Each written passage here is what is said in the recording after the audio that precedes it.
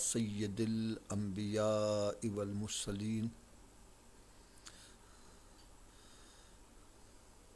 اما بعد فاعوذ باللہ من الشیطان الرجیم بسم اللہ الرحمن الرحیم یا ایہا الذین آمنوا اطیعوا اللہ واطیعوا الرسول واولی الامر منکم فَإِن تَنَازَعْتُمْ فِي شَيْءٍ فَرُدُّوهُ إِلَى اللَّهِ وَالرَّسُولِ إِن كُنتُمْ تُؤْمِنُونَ بِاللَّهِ وَالْيَوْمِ الْآخِرِ ذَلِكَ خَيْرٌ وَأَحْسَنُ تَأْوِيلًا صدق اللہ العظیم وصدق رسولہ النبی الکریم الامین۔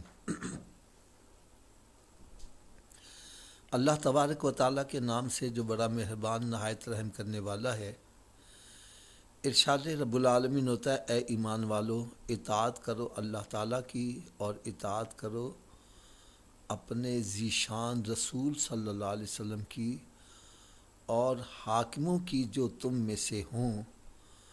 پھر اگر جھگڑنے لگو تم کسی چیز میں تو لوٹا دو اسے اللہ تعالیٰ اور اپنے رسول صلی اللہ علیہ وسلم کے فرمان کی طرف، اگر تم ایمان رکھتے ہو اللہ تعالیٰ پر اور روز قیامت پر۔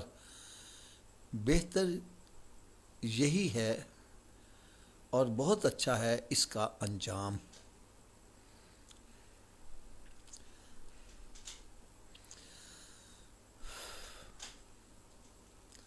اللہ رب العزت نے قرآن مجید میں ایمان والوں کو اطاعت کا حکم دیا ہے، اطیعوا اللہ و اطیعوا الرسول، اطاعت کرو اللہ تعالیٰ کی اور اطاعت کرو اس کے رسول صلی اللہ علیہ وسلم کی، وَأُولِي الْأَمْرِ مِنْكُمْ، اور تم میں جو حاکم ہیں ان کی۔ اس آیہ مبارکہ میں جو غور طلب بات ہے وہ یہ ہے کہ اللہ تعالیٰ کے نام کے ساتھ اطیعوا کا لفظ آیا ہے اور رسول اللہ صلی اللہ علیہ وسلم کے ساتھ بھی اطیعوا کا لفظ آیا ہے، لیکن اولی الامر کے ساتھ اطیعوا کا لفظ نہیں آیا۔ اس کی وجہ کیا ہے؟ اس کی وجہ یہ ہے کہ جس کے ساتھ اطیعوا کا لفظ آئے گا اس کی بات، اس کی اطاعت غیر مشروط ہوگی، شرط کے بغیر ہوگی۔ تو اللہ تعالیٰ کی بھی اطاعت غیر مشروط ہے، اس کے رسول صلی اللہ علیہ وسلم کی اطاعت بھی غیر مشروط ہے، لیکن اولی الامر کی ہر بات نہیں مانی جائے گی۔ اس کی بات ہمیشہ وہ مانی جائے گی جو اللہ تعالیٰ اور اس کے رسول صلی اللہ علیہ وسلم کے حکم کے مطابق ہوگی۔ اگر وہ اللہ تعالیٰ اور اس کے رسول صلی اللہ علیہ وسلم کی مخالفت میں کوئی بات کہتا ہے تو پھر اس کی بات نہیں مانی جائے گی، اس کی اطاعت نہیں کی جائے گی۔ اگر اولی الامر کے ساتھ بھی اطیعوا کا لفظ آ جاتا تو پھر ہم نے اولی الامر حاکم کی بھی ہر بات مانی تھی، لیکن یہاں پر ایسا نہیں ہے۔ اس کی وجہ کیا ہے؟ اس کی وجہ یہ ہے کہ اللہ تبارک و تعالیٰ کی ذات بے عیب ہے، معصوم۔ اس کے رسول صلی اللہ علیہ وسلم کی ذات بھی بے عیب ہے، معصوم ہے۔ تو ان سے جو بھی کچھ ہمیں ملے گا وہ نقص پاک ہی ہوگا، اور اولی الامر جو ہے وہ معصوم نہیں ہے، اس سے غلطی ہو سکتی ہے۔ تو لہٰذا وہ ہمیں کسی غلط کام کا بھی حکم دے سکتا ہے، تو لہٰذا اس کی اطاعت کو مشروط کر دیا گیا اللہ تعالیٰ اور اس کے رسول کے حکم کے ساتھ۔ فرمایا کہ جو اولی الامر تمہیں حکم دے، جو حاکم تمہیں حکم دے کر لو۔ کیا یہ اللہ کے حکم کے مطابق ہمیں حکم دے رہا ہے؟ رسول اللہ صلی اللہ علیہ وسلم کے حکم کے مطابق یہ ہمیں حکم دے رہا ہے؟ اگر اس کا حکم اللہ تعالیٰ اور اس کے رسول صلی اللہ علیہ وسلم کی اطاعت میں ہے تو پھر اس کی بات مانی جائے گی، اور اگر ان کے مخالفت میں کہہ رہا ہے تو پھر اس کی بات نہیں مانی جائے گی، اب بات اللہ تعالیٰ اور اس کے رسول کی مانی جائے گی۔ اور اولی الامر میں والدین بھی آ جاتے ہیں، پیر بھی آ جاتے ہیں، تو والدین، پیر و مرشد، ان کی ہر وہ بات مانی جائے گی جو اللہ تعالیٰ اور اس کے رسول کے حکم کے مطابق ہے، اور اگر ان کی مخالفت میں وہ کسی بات کا حکم دیں تو پھر ان کی بات نہیں مانی جائے گی۔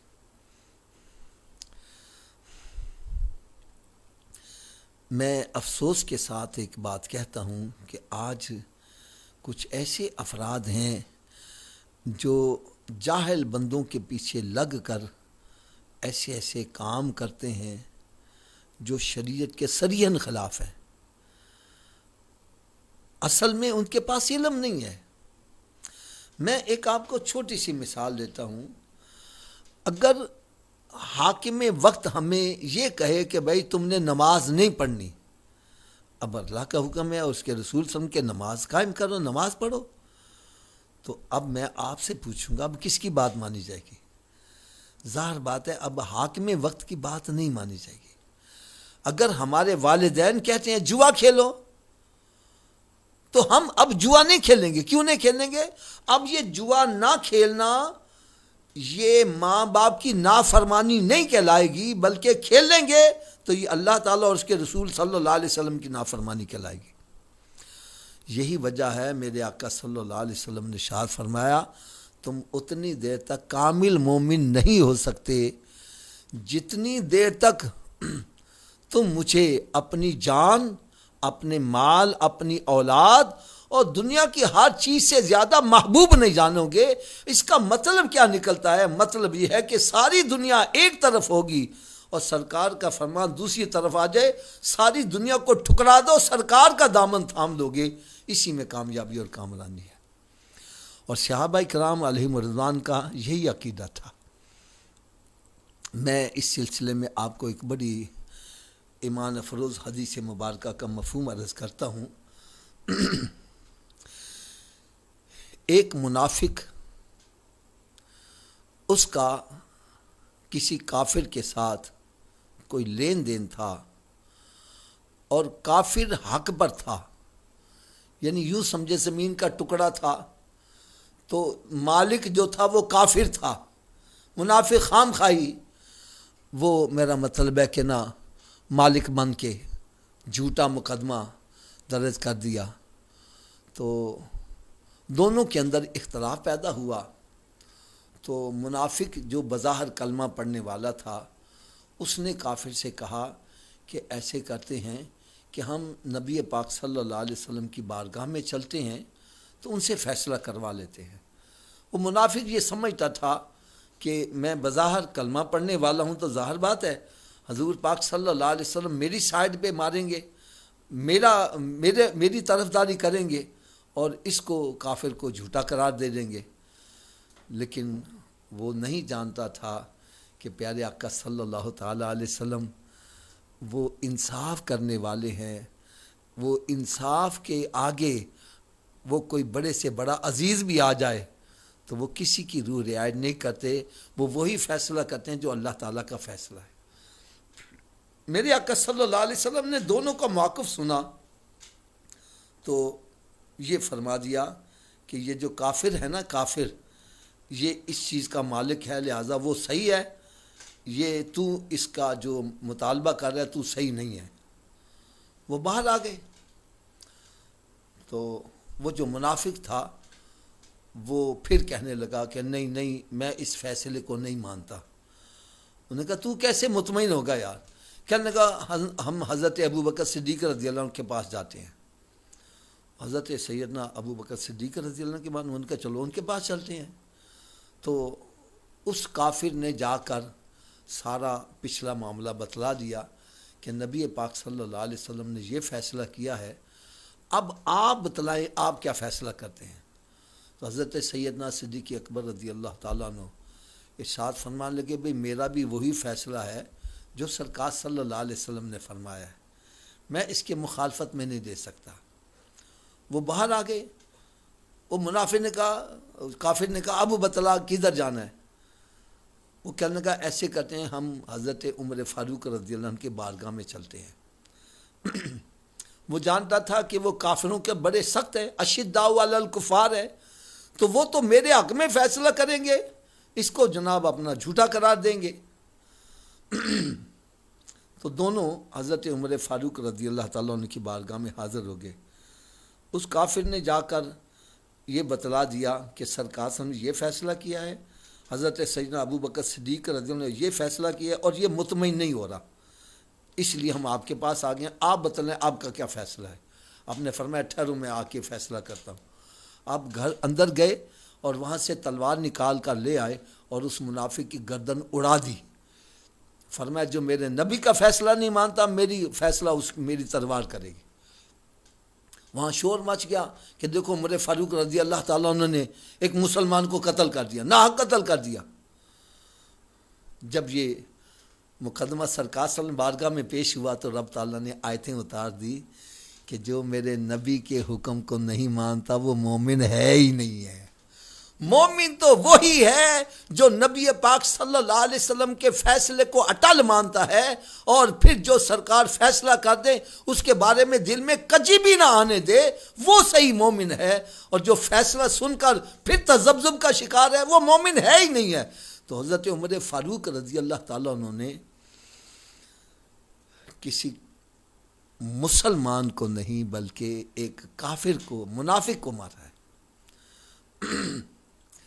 دوسری آپ کو بڑی پیاری لطیف سی بات بتلاؤں، یہاں حکم ہو رہا ہے اطاعت کرو اللہ تعالیٰ کی اور اطاعت کرو اس کے رسول صلی اللہ علیہ وسلم کی۔ ظاہر بات ہے ایک بندہ ایک وقت میں ایک کی اطاعت کر سکتا، دو کی نہیں کر سکتا۔ تو بندہ پریشان ہو گیا کہ بندہ کیا کرے؟ تو اللہ تعالیٰ نے اس پریشانی کا حل خود ہی بتلا دیا، فرمایا من یطع الرسول فقد اطاع اللہ، جس نے میرے محبوب کی اطاعت کی تھی اس نے میری ہی اطاعت کر لی۔ میں محبوب تمہیں دے رہا ہوں، جو اس کا ہو گیا وہ میرا ہی ہو گیا، جس نے اس کی اطاعت کی اس نے میری اطاعت کر دی۔ اور آؤ آج میرے آقا صلی اللہ علیہ وسلم کے غلاموں، میں آج آپ کو ایک بڑی پیاری آیہ مبارکہ سنانے لگا ہوں۔ اللہ کرے ہم اس پر عمل کرنے والے بن جائیں۔ یہ قرآن مجید کا 5واں پارہ ہے، سورہ نساء ہے، آیت نمبر 68 ہے، 69 بلکہ۔ اللہ رب العزت ارشاد فرمایا ہے وَمَن يُطِعِ اللَّهَ وَالرَّسُولَ وَمَن يُطِعِ اللَّهَ وَالرَّسُولَ فَأُولَٰئِكَ مَعَ الَّذِينَ أَنْعَمَ اللَّهُ عَلَيْهِم مِّنَ النَّبِيِّينَ وَالصِّدِّيقِينَ وَالشُّهَدَاءِ وَالصَّالِحِينَ وَحَسُنَ أُولَٰئِكَ رَفِيقًا ذَلِكَ الْفَضْلُ مِنَ اللَّهِ وَكَفَىٰ بِاللَّهِ عَلِيمًا۔ یقین جانو یہ آیت پڑھ کے اتنا دل کو سکون ملتا ہے، اتنا سکون ملتا ہے، کاش ہم اس آیت پر عمل کرنے والے بن جائیں۔ اللہ رب العزت ارشاد فرمایا جو اطاعت کرتے ہیں اللہ تعالیٰ کی اور اس کے رسول صلی اللہ علیہ وسلم کی تو وہ ان لوگوں کے ساتھ ہوں گے جن پر اللہ تعالیٰ نے اپنا انعام فرمایا۔ اور انعام کے اندر فرمایا وہ انبیاء کرام علیہ السلام، وہ صدیقین ہیں، وہ شہداء ہیں، وہ صالحین ہیں، اور کیا ہی اچھے ہیں یہ ساتھی، یہ محض فضل ہے اللہ تعالیٰ کا، اور کافی ہے اللہ تعالیٰ جاننے والا۔ اگر ہم اللہ تعالیٰ کی اور اس کے رسول صلی اللہ علیہ وسلم کی اطاعت کریں تو یار انجام کتنا پیارا ہے، کتنا پیارا ہے۔ فرمایا قیامت کے روز جہاں پر انبیاء کرام علیہ السلام ہوں گے، صدیقون ہوں گے، شہداء ہوں گے، صالحین ہوں گے، ان کے گروہوں کے اندر اس کو بھی وہاں اٹھایا جائے گا. اس کا حشر قیامت روز ان کے ساتھ ہوگا، یہ جنت میں ان کے ساتھ ہوں گے. میں ہاتھ باندھ کر ایک بات عرض کروں گا، آپ میں سے کوئی بندہ مجھے ایک آیت یا کوئی حدیث چاہے ضعیف ہی مجھے بتلا دے جس میں یہ لکھا ہو کہ شیطان کے پیچھے چلنے والے کا انجام نبیوں کے ساتھ ہوگا، شہداء کے ساتھ ہوگا، صالحین کے ساتھ ہوگا. خدا را اگر نہیں دکھا سکتے تو پھر آؤ قرآن پاک کو تھام لو، قرآن پاک کے حکم کے مطابق زندگی بسر کرو. یہ میں آپ کو دکھا سکتا ہوں کہ شیطان ہمارا دشمن ہے. رب تعالیٰ فرماتا ہے اے شیطان جو تیری تباہ کرے گا، لَأَمْلَأَنَّ جَهَنَّمَ مِنْكَ وَمِمَّنْ تَبِعَكَ مِنْهُمْ أَجْمَعِينَ. میں تجھے بھی اور جتنے تیرے فالورز ہوں گے، جتنے تیرے نقش قدم بن، سب کو پکڑ کے جہنم میں ڈال دوں گا. ارے شیطان کے پیچھے چلنے کا انجام تو جہنم ہے. آؤ اللہ تعالیٰ اور اس کے رسول صلی اللہ علیہ وسلم کے نقش قدم پر چلو. اس کا انجام دنیا میں بھی عزت ہے، دنیا میں بھی بھلائی ہے، اور قیامت کے روز میں کہتا ہوں کتنا پیارا انجام ہوگا یار، کہ جہاں پر انبیاء کرام علیہ السلام جلوہ افروز ہوں گے، صدیقین ہوں گے، شہداء ہوں گے، صالحین ہوں گے، ان کے گروہ کے اندر، ان کی جماعت کے اندر ان کو اٹھایا جائے گا. میں کہتا ہوں یہ کتنا بڑا بندے کے لیے انعام ہے. آؤ پلٹ آؤ، شیطان کی اطاعت چھوڑ دو، شیطان کے فرما برداری چھوڑ دو، اللہ کے نبی کی اطاعت کرو. اللہ کے نبی کی اطاعت کرو گے، دنیا بھی سنور جائے گی، آخرت بھی سنور جائے گی. ان کے جو غلام ہو گئے، وقت کے امام ہو گئے، کی محمد سے وفا تو نے تو ہم تیرے ہیں. یہ جہاں چیز ہے کیا لوح و قلم تیرے ہیں. اللہ تعالیٰ مجھے اور آپ سب کو عمل کرنے کی توفیق عطا فرمائے. وما علیہ الا البلاغ المبین.